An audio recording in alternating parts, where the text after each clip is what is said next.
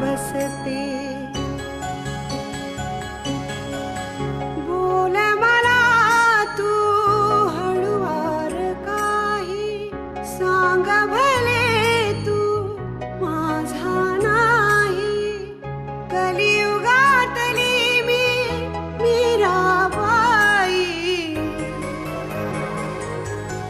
मौनातले हे शब्द बोल के, तुझ्यानी माझ्या ओठे हलके. असुनी ननी अश्रू पोरके. क्षणात आता सरतील लाटा, पक्षी घराच्या धरतील वाटा. देईल हात तुझी अस्मिता, अस्मिता, अस्मिता, अस्मिता. आणि जर तुला अजून माझी जास्तच काळजी वाटत असेल ना, तर एक बंदूक आणून दे मला माझ्या संरक्षणासाठी. चुकलं माझं. ती गोळी गजानन रावांच्या पिस्तूल मधून झाडलेली नसणार, होय ना? सर, हे तुम्हाला कसं कळलं? आणि जहागीरदारांचा थोरला मुलगा म्हणून सगळ्यात वाईट अनुभव मीच घेतलाय.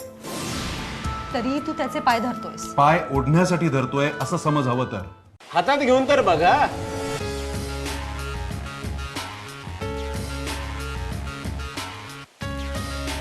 नाही ओळखत. नाही म्हणजे तुमची पावलं कशी काय संग्राम शेठच्या घराकडे वळली? वळली नाही, सैतान स्वतः रेड कार्पेट घेऊन आला होता. गावरान आश्रित आहात ना, मग आश्रितासारखेच राहा. तू मला हिणवतोस? तू अरे शेवटी तू पण त्याचेच पाय चाटायला आलास ना. तू मला काय शिकवतोस? आता तुझा सगळा पैशाचा माज रस्त्यावर येईल जेव्हा तू संग्रामकडे काम करशील. एक मिनिट अण्णा, आमचा श्रीमंतीचा माज तुम्हाला कधीच कळणार नाही, कारण तो रक्तात असावा लागतो. खानदानी माज म्हणतात त्याला, खानदानी. तुमच्यासारखा लाचार नाहीये मी, आणि हे संग्राम शेठला पुरेपूर माहिती आहे. जाता जाता एक गोष्ट सांगतो अण्णा,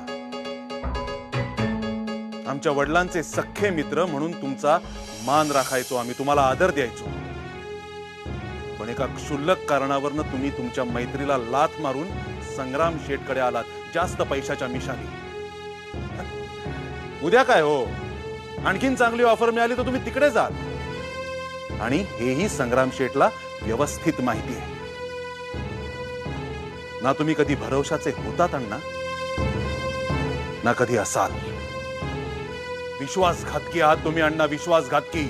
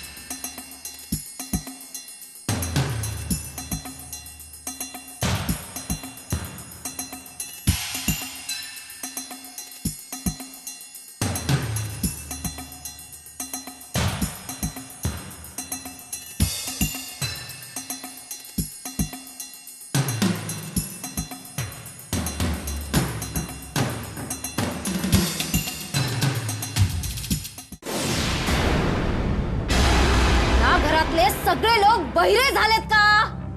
मी सगळ्यांच्या कानी कपाळी ओढून सांगते की त्या इन्स्पेक्टरने दाखवलेल्या फोटोतला माणूस माझा नवरा आहे. माझा नवरा जिवंत आहे. अरे एकदा तरी मला त्याला भेटू द्या प्लीज. माई माई अगं माई, माझ्यावर विश्वास नाहीये का तुझा? तू बाबांकडे नको बघूस. अगं ते माझ्या वाईटावरच आहेत. अगं त्यांनीच पसरवलंय सगळीकडे की माझ्या नवऱ्याने मलाच मारायचा प्रयत्न केला म्हणून.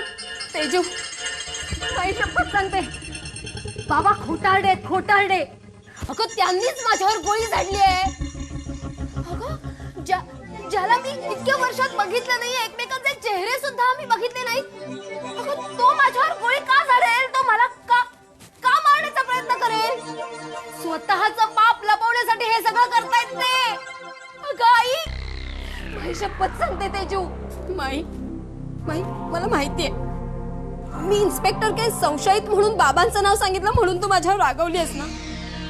पण माई तूच सांग, अगं ज्या माणसाने मला ठार वेडी ठरवलं आणि त्याने मला वेड्याच्या हॉस्पिटलमध्ये पाठवलं, त्या माणसाबद्दल मला राग का नाही यावा? सांग ना, तूच सांग. तुला माहितीये आज मी जिथे आहे ती फक्त तुझ्यामुळे. ताई ताईडी असं म्हणत कित्येक वर्षात बाबा माझ्याशी बोलायला सुद्धा आले नाहीत. आणि त्यांच्याबद्दल जर मला राग वाटला तर त्यात काय चूक आहे सांग ना. केवळ त्यांच्या मनाविरुद्ध लग्न केलं म्हणून त्यांनी हा विरोध केला, म्हणून माझ्या नवऱ्याला सुद्धा नाहीसं केलं. आणि आता तो परत आलाय तर माझ्याच खुनाचा आरोप त्याच्यावर लादून हे सगळं कुभांड रचलंय. असं मन मला सांगतंय तो निर्दोष आहे. मला डोळे भरून त्याला बघायचंय. काय माहित तो पुन्हा कधी दिसेल की नाही. प्लीज मला एकदा तरी त्याला भेटू द्या. माझं ऐका, तो निर्दोष आहे. मला एकदा तरी भेटू द्या ना त्याला. माझ्या नवऱ्याला मला भेटू द्या. माझ्या नवऱ्याला मला भेटू द्या. माझ्या नवऱ्याला मला भेटू द्या. एकदा तरी भेटू द्या. तो निर्दोष आहे. पुन्हा ओरडते ही मुलगी. ऐकू कसं येत नाहीये. माझ्यावर वाटेल तसे आरोप करत सुटली. काळी कपाळी ओरडतेय, कसं ऐकू माई! येत नाहीये. माई, एकदा भेटू द्या. काय झालं? माहित नाही तो परत केव्हा येईल. ओरडतेय ती. प्लीज एकदा भेटू तिचं ओरडणं द्या. थांबवा आधी. निर्दोष आहे. आणि ऐकलं नाही ना तर तोंडात गुळा कोण तिच्या. अस्मिता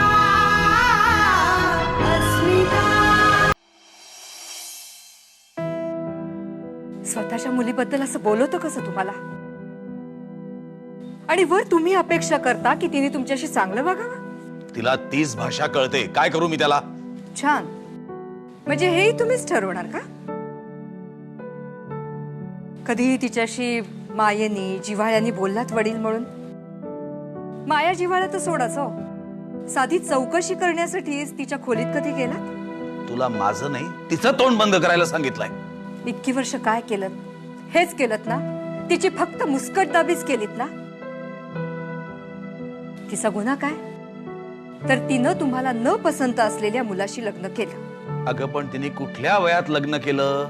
म्हणून काय तिला जन्मभर एकांतवासाची शिक्षा द्यायची का? माझं फक्त एवढंच म्हणणं आहे, तो जो कोणी मुलगा असेल त्याला तिच्या समोर आणा आणि तिला ठरवू दे ना तो चांगला आहे का वाईट आहे ते. चांगलं आहे की वाईट आहे हे मलाच काय सांगतेस? त्या इन्स्पेक्टरला विचार. मला माहित नाही त्यांनी फोटो कुठून मिळवला ते.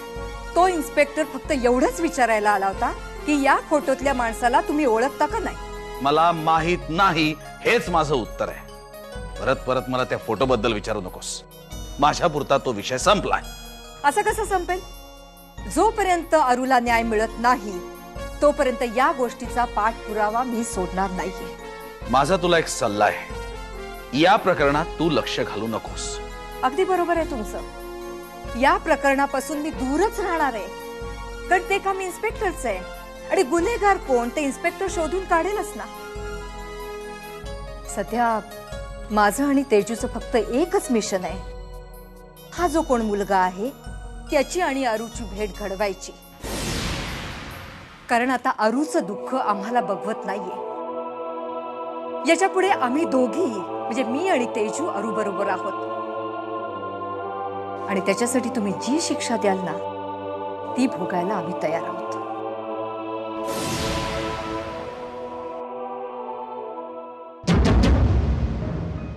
तुम्ही प्लीज तिकडे बसा. माझ्या घरामध्ये मी कुठे बसायचं हे तू नाही ठरवायचं. ठीक आहे मग मी तिथे बसते. माझ्या घरामध्ये तू कुठे बसायचं हेही तू नाही ठरवायचं. असं काय करताय? ह्यावेळेस मी एकटी नाहीये, नवरा पण आलाय माझा बरोबर. मग काय आलं? माझ्या बायकोशी बोलायचं नाही, गप्पा मारायच्या नाही, अशा काही अटी घातलेल्या नाहीत त्यांनी मला. माझ्यापेक्षा तुम्हालाच अभिवर जास्त कॉन्फिडन्स आहे. अरे म्हणून तर बापानी घराबाहेर काढल्यानंतर तो इथे आला. चुकीची दुरुस्ती.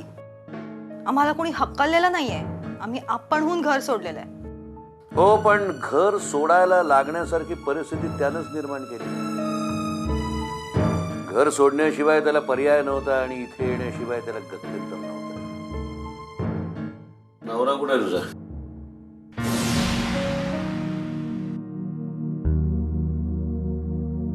कमाल झाली ना तुमची. तुम्हीच पाठवलंय ना त्याला. कंपनीच्या कामासाठी पाठवलंय. इतक्या लवकर काही तो येणार नाही. तोपर्यंत आपण गप्पा मारायला काही हरकत नाही तुझी. हो, पण इतक्या जवळून नको. सुरक्षित अंतर ठेवून बोलूया, कारण मला अभिचा विश्वास गमवायचा नाही.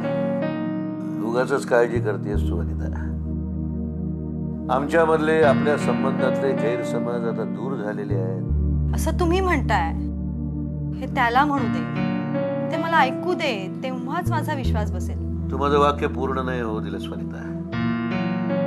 आमच्यामधले गैरसमज दूर झालेत असं तो म्हणतो, मी नाही. मानलं तुम्हाला. तुम्ही त्याला जेलची हवा खायला लावली. गोळी खाता खाता तो वाचला.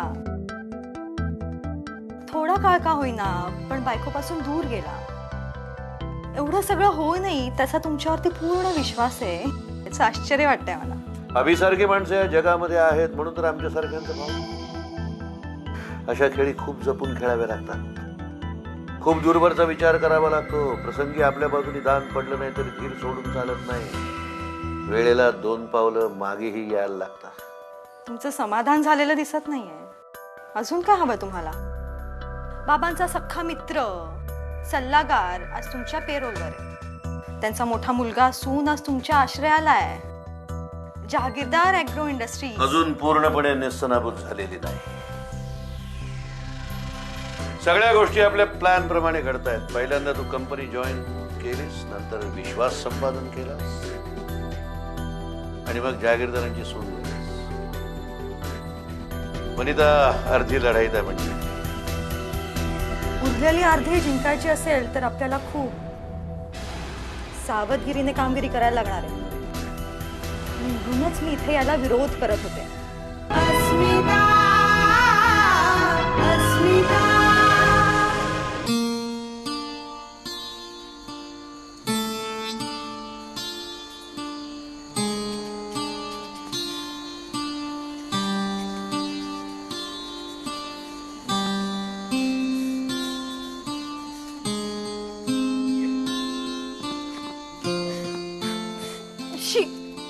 कठीण आहे इथे राहणं. तरी आल्यापासून सांगते मी, आपण इकडनं निघून जाऊया, निघून जाऊया. तू आता 1 मिनिटापूर्वी बरी होतीस गवनीता. तुला एकदम तणतणायला काय झालं? ना रे, त्याला बघितलं ना की अख्खा दिवस वाईट जातो माझा. कसा हसतो तो. हे बघ, संग्राम शेठ आपल्या घरी नव्हता आला आमंत्रण घेऊन की माझ्या फार्म हाऊस वरती राहायला या. आपण ठरवून इकडे आलो. आणि तो मुन्ना आहे थर्ड क्लास माणूस, हे माहिती आहे ना तुला. मग दुर्लक्ष कर ना त्याच्याकडे. कसं आहे, तो त्याचा खास माणूस आहे संग्राम शेठचा. त्याच्याबद्दल केलेली कंप्लेंट संग्राम शेठला आवडणार नाही, एवढं लक्षात ठेव. मग तो आपल्याला इकडनं निघून जायला सांगेल ना.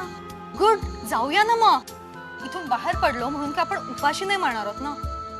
त्या मुन्नासारख्या थर्ड क्लास माणसाला हा माणूस बाळगतो, याचा अर्थ काय? याचा अर्थ तू त्या संग्राम शेठकडे नोकरी करायचीस ना पूर्वी, तेव्हा त्याच्याबद्दल चांगलं चांगलं बोलायचीस. पूर्वी ना, जेव्हापासून त्याने तुला जेलची हवा खायला लावली आहे, तुझ्यावर गोळ्या झाडायला माणसं पाठवली आहेत ना, ह्या सगळ्या गोष्टींनंतर मी कसं चांगलं बोलणार आहे त्याच्याविषयी? कसं असतं वनिता, कुठचाही माणूस चांगलं किंवा वाईट हे परिस्थितीनुरूप वागतो. कुणीही आयुष्यभर चांगलं किंवा आयुष्यभर वाईट वागू शकत नाही. संग्राम शेठ बद्दल माझ्या मनात काही गैरसमज होते, पण आता त्याचं निराकरण झालंय. अशी काय जादू केली रे त्याने तुझ्यावर?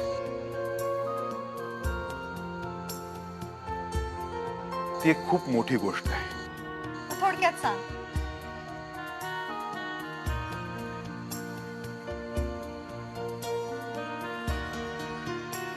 कुठलाही प्रश्न न विचारता जर ऐकणार असशील ना तर सांग. आणि एक महत्वाची गोष्ट, ह्या विषयावर कुणाशीही बोलायचं नाही. आपल्या घरच्या मंडळींना ह्या बाबतीत काहीही कळू द्यायचं नाही. प्रॉमिस केलंस तर सांग. तरी उगाचच लांबण नको सांग. संग्राम शेठला मी गेम करायचा म्हणून सुपारी दिली. काय? संग्राम शेठचा गेम करण्याची सुपारी देऊन सुद्धा प्रयत्न अयशस्वी झाला, म्हणून मग त्याला किडनॅप केलं. त्याला असा एका वेगळ्याच ठिकाणी नेऊन ठेवलं होतं. जाम सडवला मी त्याला. पोलीस स्टेशन मध्ये मला अडकवून त्यांनी माझी जी वाट लावली होती, जी ट्रीटमेंट मला दिली गेली होती, ती सगळी त्याला भोगायला लावली. पार उंदीर करून टाकला त्याचा. ही सिनेमाची स्टोरी आहे का सत्यकथा आहे? सत्यकथा असेल ना तर ह्यातले सगळं उलट झालेलं असणार आहे. तुमचा कोणाचा विश्वास बसणार नाही हे मला माहिती होतं, म्हणून मी कधी कोणाला काही सांगितलंच नाही.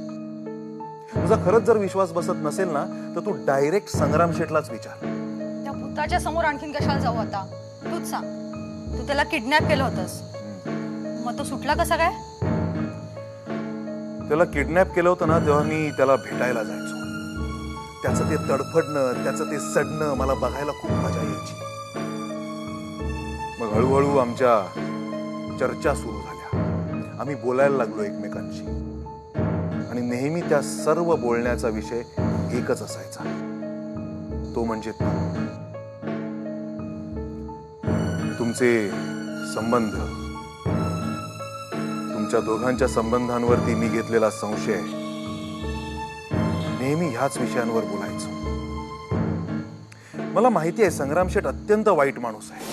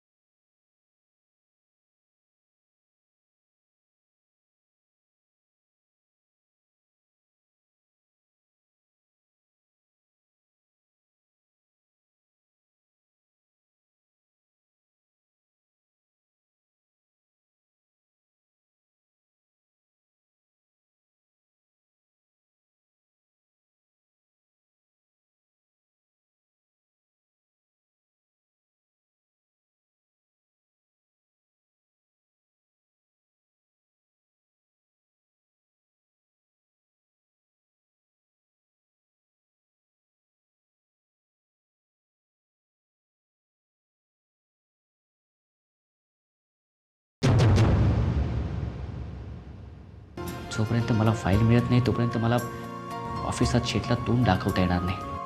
शेठ पण असा भेटलाय ना, कसली भीडभाड न बाळगता चार चौघात पार करूनच टाकतो. एक म्हणजे बाबांकडे आणि त्यांच्याकडनं उत्तर मिळणार नाही, शक्यच नाहीये ते. तेजस्विनी, तू इन्स्पेक्टरलाच पकड. त्यालाच खोदून खोदून विचारलं ना तर या गोष्टीचं उत्तर आपल्याला नक्की मिळू शकेल. मी ओळखत नाही त्याला. ती ओळखते का? मला काय विचारतोयस? काय तुझा काय संबंध?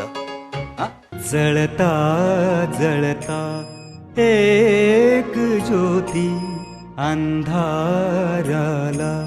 सांगत होती होती सच्ची माझी प्रीती. क्षणात आता सरतील लाटा पक्षी घराच्या ठरतील वाटा. देईल हात तुझी अस्मिता